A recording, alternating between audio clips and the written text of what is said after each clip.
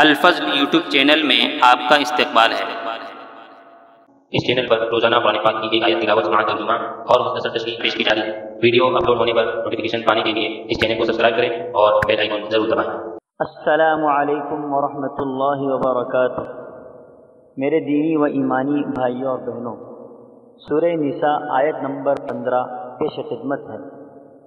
اعوذ باللہ من الشیطان الرجیم واللاتی یأتین الفاحشة من نسائکم فاستشہدوا علیہن أربعة منکم فإن شهدوا فأمسكوهن في البيوت حتى يتوفاهن الموت أو يجعل الله لهن سبيلا۔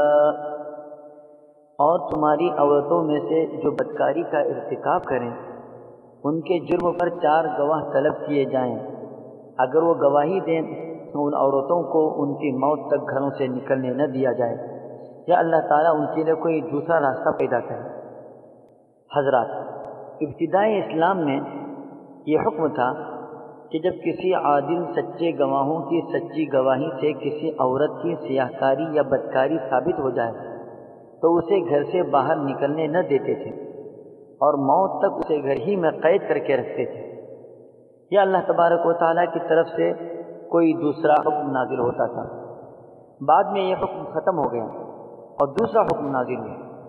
آیت میں فرمایا گیا کہ اگر کوئی عورت فحش کام کرے اور اس سے جب ایسی حرکت سرزد ہو جائے تو اس کے ثبوت کے لیے 4 گواہ مرد طلب کیے جائیں، یعنی زنا کے ثبوت کے لیے 4 گواہ کا لایا جانا اور مردوں ہی کا ہونا جو شہادت اور گواہی کی اہلیت رکھتے ہوں ضروری قرار دیا گیا، کیونکہ یہ مسئلہ عزت و عفت کا ہے، خاندانوں کے ننگ و عار کا مسئلہ ہے، اس کے لیے کڑی شرط لگائی گئی۔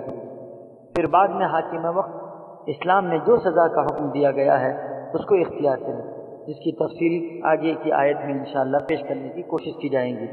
اللہ تعالی ہم سبوں کو فحش کاموں سے بچنے کی توفیق عطا فرمائے، آمین۔ وآخر دعوانا ان الحمد للہ رب العالمین۔